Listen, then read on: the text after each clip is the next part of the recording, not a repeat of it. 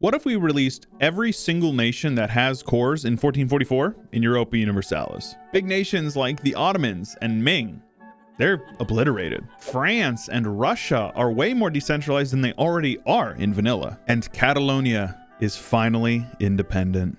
And I am very excited to see what happens. And if you are excited as well, make sure that you like the video and take the link and share it with a friend. Planning a big mega campaign all the way from Imperator through Hearts of Iron 4 whenever the channel reaches 50,000 subscribers, because it's gonna take me a little bit of time to do that. So subscribe if you are not already, because I know that a lot of you guys watching right now are not subscribed. And believe me, you are missing out on quite a lot of shenanigans if you aren't subscribed. It's so cool seeing all these tags that many people may never even see a single time in their entire time playing this game, but they're all here at the same time in 1444. Europe is even more of a mess than it is in vanilla. The Ottomans are certainly not starting stronger, though you can't count them out until they're out, of course. Ming has already exploded, but you already know, Korea probably gonna stay the same until 1821 as they did in 1444. Of course, Denmark is going to be the #1 great power with those personal unions over Sweden and Norway. There's a lot of development tied up in those personal unions, though. Once Sweden inevitably breaks away, they're probably going to crumble. The Mamluks are #2 with all of their land, but then Ashikaga in the 3rd spot. So it's actually really interesting because the Mamluks are the only one who's actually got like a lot of development, and the next one after that is Bengal with like 25% less development. So I'm definitely looking forward to who comes out on top with all of this. Yeah, Aragon going for their personal union on Navarra, not going as well this time, especially considering the fact that Castile actually was backing them up as well as these guys down here. So Aragon probably going to be gone. This is actually kind of an interesting concept because it definitely is going to weaken Castile because they won't be able to form Spain. I mean, anybody who's split up into like 10 different nations is definitely being weakened, but specifically not forming Spain is a big deal. Also, we do have Moravia, the sole Hussite nation in the whole world. I would love to see them thrive because anytime you can see that beautiful orange moor on the map, I'd say that that is a win. Otto, you son of a gun, I swear, if you come back and like somehow manage to do something impressive this game, I will be so disappointed. The Ottomans are so inevitable. It is crazy to me. Seeing some interesting border shifts over here. Zaporozhye has definitely grown. They've like quadrupled in size, so they're definitely looking good so far. Moldavia looking for that early Romania rush, taking out Wallachia. That would be cool. France has managed to do a bit of conquest down here. I think they started with a core here in Le Bord or whatever, and they've just annexed Gascony and I think at least one other nation over here. And how about that Asturias? Absolutely dominating, cutting Leon in half and eating like half of Castile. That is good. And I had mentioned it, but it seems like Hussite is growing. They've actually grown quite a bit, taking like, 10 provinces or so. Looks like they mostly did it against these guys. So I don't know if there was like a conquest war and the emperor defended them or how that works, but they took a lot of land. But why'd you have to go and beat up on my Slovak boys? Come on, man. Shout out the Slovak boys. Love you. Given the circumstances, I would say that Poland is doing quite well. They did get the personal union over Lithuania, a very small Lithuania, but still a Lithuania nonetheless. And they've pushed well over here, and Muscovy's just gone. Novgorod ate them all up.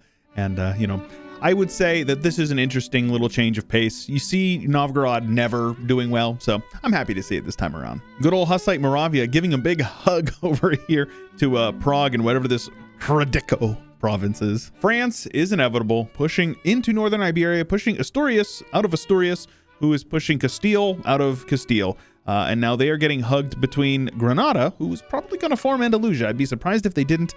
And Portugal, apparently with a province over here because reasons. Hey, y'all, I heard you like border gore, so I got a little bit over here for you. At least it's Byzantium. Makes it a little less offensive, in my opinion. But how about that Oirat without a big Ming to defend their many tributaries? The Oirat is just destroying them, running train through China, and they've actually made their way all the way down here. So I think they may actually have the mandate, if I had to guess. Ming has the mandate, so I don't know, man. We do have a couple of blobs in India getting set up. We have Bengal, Orissa, and Mewar are the big ones. Delhi has quite a bit of development up in the north, but aside from that, it's still pretty messy. Kilwa doing Kilwa things, taking over Madagascar and all of the land over here, Mombasa in that region. So taking a look in sub-Saharan Africa, there's a couple of things here that really jump out at me. One, the most beautiful color in the game, Kabu, taking over Jolof and doing pretty well on their own. And of course, The homies, my beloved, the channel members, if you guys don't know, doing really well. They start with just one province here in Abomey, so I love to see them performing. I love it so much. And despite England not having a lot of their starting development that they normally would, they're already making their way through the Emerald Isle, and they've gotten some land up here in Geldom, so that's a thing. But 50 years in, and France has absolutely exploded, going from a non-great power to the #1 great power with over 500 development, which is insane. Poland doing incredibly well with their personal union over Lithuania. And how about Oirat with almost 600 development? They will be the #1 great power once they embrace institution. Mamluks, Novgorod doing really well, and then Byzantium in the top 8 with Bengal and Portugal rounding it out. Oh baby, now we're talking. We've got a Romania on the map, Moravia doing well, and Zaporozhye also all blobbing out like right in the same vicinity of each other. This is something that I am here for. This is like exactly why I use mods like this. Asturias is currently getting beat up on in a war by France. They've occupied a couple of provinces, but they have like 10 troops left. But don't worry, because they've started colonizing and they are making their way around Africa. We're 100 years in and colonization is still not really doing a whole lot. You can see Portugal and Castile, and that is it. This is all the colonization that's going on. And Oirat just absolutely dominating over here. Still doesn't have the mandate, so I don't know why they're so aggressive into China, but it must just be like they're really working their way through all these guys, considering that they don't want to ally each other or something. I don't know. England more than likely going to be united, forming Great Britain within the next couple of years, but they're also at war with France, allied to Asturias. So this interesting dynamic hopefully will prevent France from blobbing out too much, though they're already doing that. There's just so many things. I just want to point it all out. Shout out to Sicily, shout out Albania, shout out Venetian Balkans. Like there's just so much good stuff going on this time around. I really do hope that you guys are enjoying this as much as I am, because I am absolutely loving this. If you are enjoying it, leave a like, I appreciate you. Well, here we have it. Russia, formed by Novgorod, just north of the most massive Zaporozhye I have ever seen in my life, and I'm here for it, and I love it. It's beautiful, and I kind of just want to like log in and play it right now. But you guys know I don't play this game. I just, you know, watch it. Watch the big boys like Mewar over here destroying everybody else in India, because as you guys know, Mewar never changes. Romania continuing to absolutely dominate. I kind of can't believe they're doing as well as they are. And then Moravia over here actually just lost a war to Romania. It may have actually even been a coalition war. I'm not sure. But Moravia just spit out Bohemia and Austria, both who are Hussite. So you can see the religious map mode shows these guys as Hussite. And then there's randomly some Mulhouse over here who's Hussite because reasons, I guess. I have no idea why. Great Britain, of course, has formed. They won the Cod Wars this time around, and now they're colonizing over here, getting Mexico and the East Coast. Andalusia has formed, like I had mentioned, and they are also colonizing a bit down here and also over here in the Caribbeans, apparently. Ayutthaya doing pretty well, hopefully going to form Siam. I don't know how the AI will do it via their mission tree, but it would be really cool to see. And then Oirat. It's all Oirat. Enough to put them well out in first place with surprisingly a low amount of development, considering the fact that it's as late into the game as it is. But 1,200 followed by almost 1,100 for Romania. Ruthenia, who has actually just formed. We're going to take a look at that. And then France with under 1,000, as well as Great Britain. So those colonial nations definitely going to grow. They will inevitably rise. But for now, 4th and 5th. Mamluks, Portugal, and then Russia, formed by Novgorod in the 8th spot. Everyone say hello to the Great Hetmanate of Ruthenia, formed by Zaporozhye, of course. This whole government reform is pretty sweet. I really appreciate it.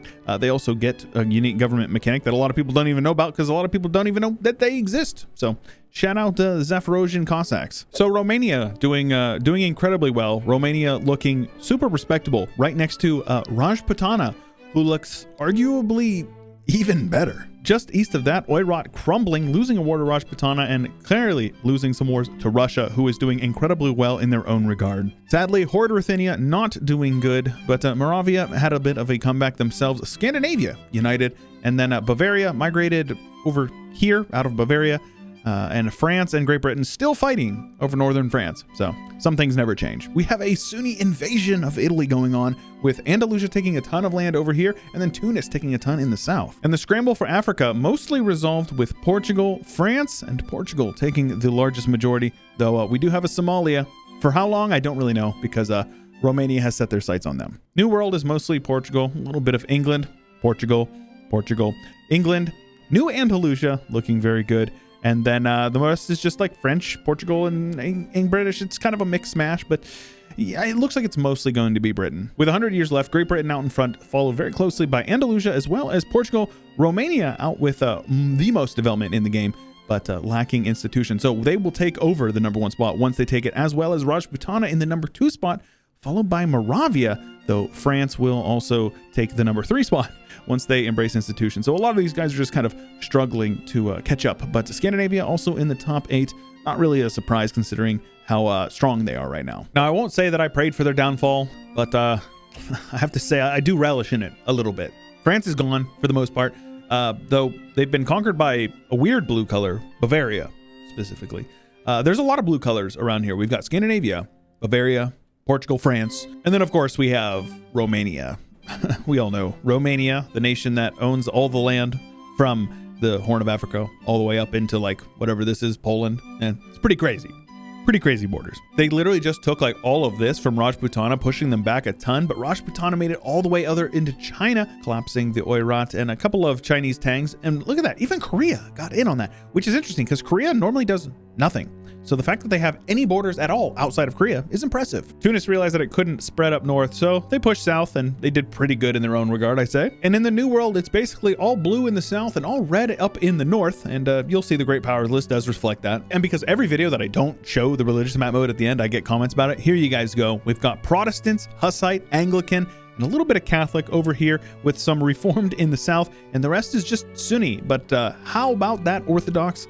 Orthodox definitely ruled the day, though Hindu did pretty good over here with all of India being owned by Hindu nations. Portugal and their Catholicism in the south with Anglican in the north, though a big shout out over here to like Sunni, Georgia, and Alabama. You love to see that. Also, it looks like, what is this? Massachusetts is also Sunni. And you gotta love to see Novgorodian here in the Siberian frontiers. That's got a good ring to it. And if you guys can believe it, Romania pulls out the win with 4,300 development, followed by 3,400 for Rajputana in the second spot. Very happy to see an Indian blob in the Great Powers, let alone in the #2 slot. Then Andalusia in the 3rd spot with Portugal, Great Britain, and their massive colonial empires. I can't believe they're only 4th and 5th, followed by Russia, Moravia in the 7th spot, Hussite Moravia, by the way, and Bavaria, because reasons. And speaking of Bavaria, I want you guys to clip this right now and send this clip to One Proud Bavarian and let him know that he is a weird, goofy looking dude. I don't know why people watch his content. Like, yeah, sometimes it's informative, but he's got a little bit of an annoying voice, and I don't know. I can't really get behind it. I think his content is kind of stinky, if I'm being honest. Either way, if you guys enjoyed, make sure you leave a like on the video. Don't forget to subscribe and ding the bell. And if you want early access to the videos, click the join button below and become one of the homies. Special thanks to ALS Gamer, LeGrand Puba, Chio, Josh Kaczynski, Edge Rhino, Juan Damon, Ian Powell, Cannon Fodder, Perfect Gaming, Anthony Grove, Harry Newhouse, Saranska, Ricardo, Cobalt, Rex, Total Farce for It, Drunk Binary, Nathan Albright, and many more. Thank you. For early access videos, check out the join button or the link in the description below.